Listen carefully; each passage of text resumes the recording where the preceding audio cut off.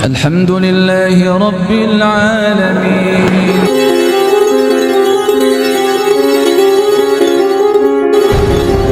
Sang guru ini sudah melihat, Pak, bahwasanya anak ini nanti kelak akan mendapatkan ujian, dan apabila ujian berat itu nanti datang, jangan bawa-bawa namaku. Ujian itu ada dua. Ada ujian berupa kenikmatan, ada ujian berupa musibah.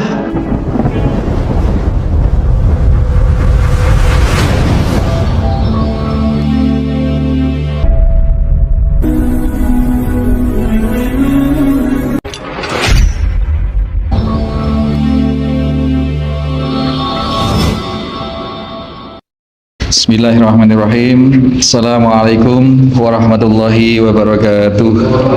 Hadirin hadirat masyarakat muslimin wal muslimah jamaah Masjid Al Muslimun Curah Jeru Panji Situ Bondo rahimani wa rahimakumullah. Nah, kita di dalam hidup sebagaimana yang diceritakan oleh baginda Nabi sallallahu alaihi wasallam, yang dipraktekkan oleh anak muda ini, kita bersandar pada keputusan Allah Subhanahu wa taala. Jadi kemudian fa'atar rahiba, karena sudah dinyatakan oleh Allah, mendapat jawaban bahwa ilmunya rohib itu yang benar atau yang lebih disukai di sisi Allah, artinya yang memang yang benar, maka dia memutuskan berarti guru saya yang sebenarnya adalah rohib ini. Dia tinggalkan tukang sihir, maka dia datang kepada rohib, fa'atar rahiba fa'akhbarahu, dan mengabarkan atau menceritakan kejadian yang telah terjadi tadi. Faqala lahu rahibu, maka rohib itu berkata kepada anak muda ini, ayya bunayya antal yauma afdalu minni qad balagha min amrika ma'ara. Wahai anakku, disebut anakku, Pak, padahal bukan anaknya ini. Pelajarannya adalah bahwa, saya lanjutkan dulu terjemahnya ya, Pak. Wahai anakku, hari ini engkau sudah menjadi pribadi yang lebih utama dari aku, afdalu minni qad balagha min amrika ma ara. Engkau telah mendapati keutamaan di sisi Allah sebagaimana yang engkau lihat kejadian itu. Doamu lebih makbul, doamu telah dikabulkan oleh Allah. Engkau memiliki keutamaan, doamu dijawab oleh Allah. Itu Bapak sekalian. Jadi ini menunjukkan bahwasanya seorang pendidik, ini Pak Fadli, ini seorang guru, ini agar betul-betul ilmunya masuk ke dalam sanubari anak didik, dia mendidik atau memberikan pengajaran dengan rahmat atau dengan kasih sayang. Sebutan ya bunayya, manggil murid-muridnya tidak dipanggil nama-namanya, tapi dipanggil dengan panggilan yang sayang, panggilan sayang. Dipanggil kakak lah, dipanggil mas lah, dipanggil siapa begitu. Yang menunjukkan ada rasa sentuhan kasih dari seorang guru kepada muridnya, sehingga apa-apa yang disampaikan muridnya ini betul-betul masuk ke dalam si murid. Dan dinyatakan bahwa hari ini si murid ini, ya, hari ini engkau telah menjadi pribadi yang lebih utama dari saya, sebagaimana engkau lihat bahwa engkau memiliki doa yang diijabah oleh Allah Subhanahu wa ta'ala. Seperti itu. Kemudian sang guru ini berpesan, Pak, wa innaka sakubtala, karena keutamaanmu tadi itu engkau kelak akan mendapat ujian. Fa ini betulita falatatulla alayya, dan apabila kelak engkau menemui ujian itu, wahai anakku, maka jangan kau sebut atau jangan kau tunjukkan perihal diriku. Artinya sang guru ini sudah melihat, Pak, bahwasanya anak ini nanti kelak akan mendapatkan ujian, dan apabila ujian berat itu nanti datang, jangan bawa-bawa namaku. Ujian itu ada dua. Ada ujian berupa kenikmatan, ada ujian berupa musibah. Dan terhadap dua macam ujian itu nanti jangan membawa-bawa nama dia, bawa nama rohib, ya, membawa nama rohib. Yang pertama, apabila ujian itu berupa kenikmatan, si rohib agar terhindar dari rasa takabur atau rasa sombong karena telah memiliki murid yang afdol, yang utama. Dan apabila ujian itu berupa musibah, maka agar ilmu atau pengajaran atau ajaran-ajaran ketauhidan yang diajarkan oleh rohib itu aman dari dampak dari musibah yang diterima oleh anak muda itu. Ini beberapa bentuk nasihat dari seorang guru kepada muridnya. Karena seorang pemuda tadi itu melaporkan hal yang dialami, maka sang guru ini kemudian memberikan satu penegasan bahwasanya hari ini engkau lebih utama dariku. Terbukti sebagaimana yang telah kau lihat, doamu dikabulkan oleh Allah, sekali berdoa dikabulkan oleh Allah, dan keutamaan itu yang dimaksud.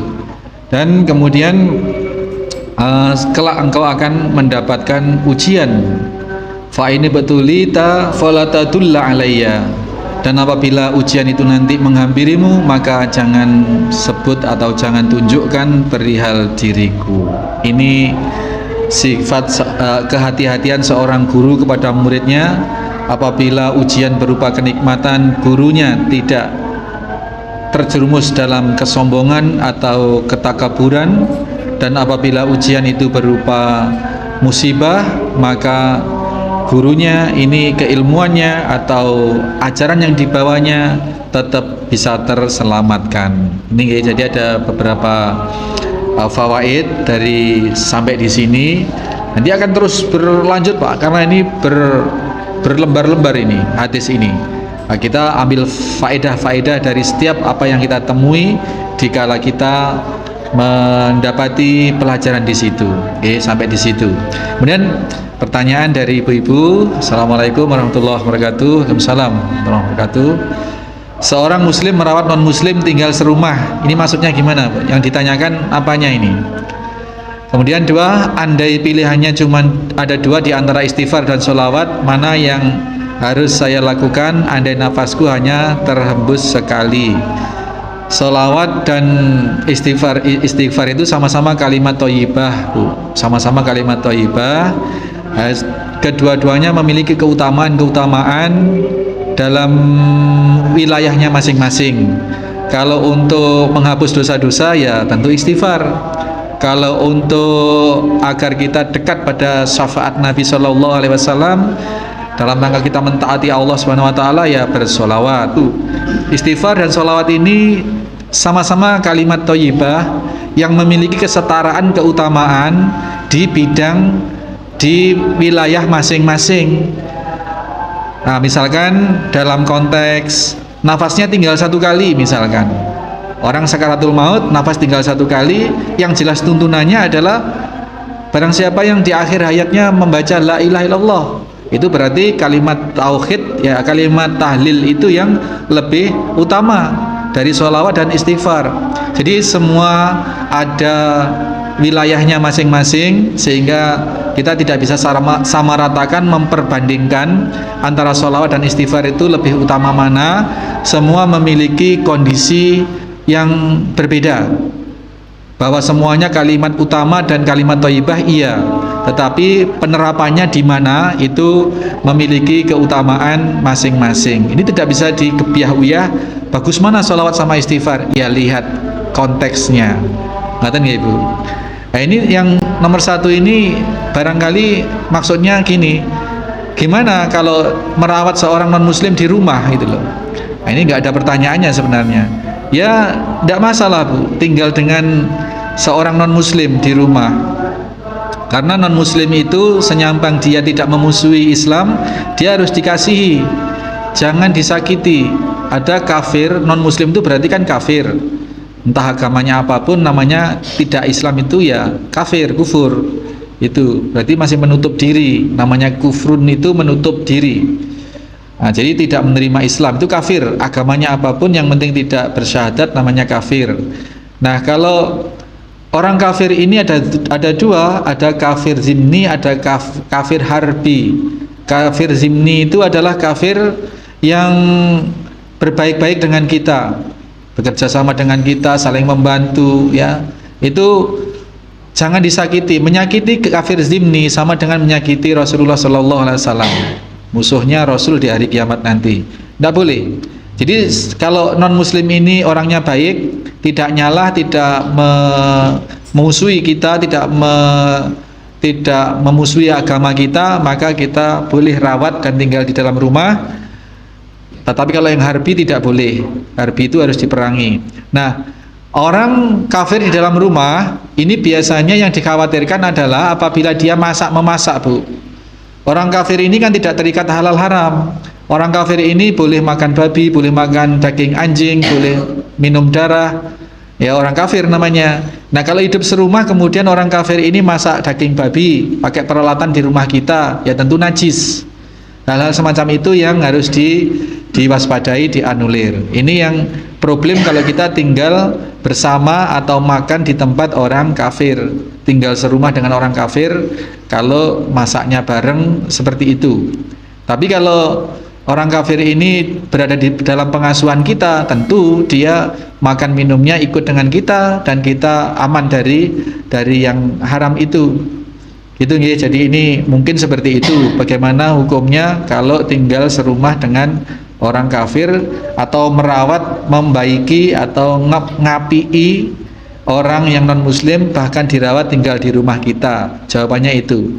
Kalau dalam konteks bagaimana berbaik hati dengan orang non muslim, ya asalkan orang non muslim itu tidak memusuhi kita, tidak memusuhi agama kita, maka wajib kita baiki, bahkan dirawat di rumah boleh. Tapi dalam konteks bagaimana nanti keharaman makanannya, yaitu tadi. Gitu ya Bapak Ibu sekalian, insya Allah sudah sangat jelas. Nah, dua pertanyaan ini mudah-mudahan bisa menambah hasanah pengetahuan kita dan kita bisa betul-betul mengambil pelajaran dari kisah yang diceritakan oleh baginda Nabi SAW tadi itu, sampai pada seorang pemuda tadi lapor kepada gurunya bahwasanya dia telah melakukan demikian, terus kemudian gurunya memberikan penilaian bahwasanya dia sudah menjadi pribadi yang lebih afdol atau lebih hebat dari dirinya, dari gurunya, dan dikasih informasi bahwa kelak orang hebat itu, kenikmatan itu selalu bersanding dengan ujian, maka dia kelak akan mendapat ujian, baik ujian berupa kenikmatan atau zuhroh atau keterkenalan, atau bahkan ujian berupa musibah. Kedua ujian itu apabila menimpa tidak perlu membawa-bawa nama gurunya. Nah, seperti itu Bapak Ibu sekalian. Mudah-mudahan bisa menjadikan tambahan ilmu bagi kita, bermanfaat, dan kita bisa lebih memperluas manfaat. Subhanakallahumma wa bihamdika asyhadu alla ilaha illa anta astaghfiruka wa atubu ilaik. Assalamualaikum warahmatullahi wabarakatuh.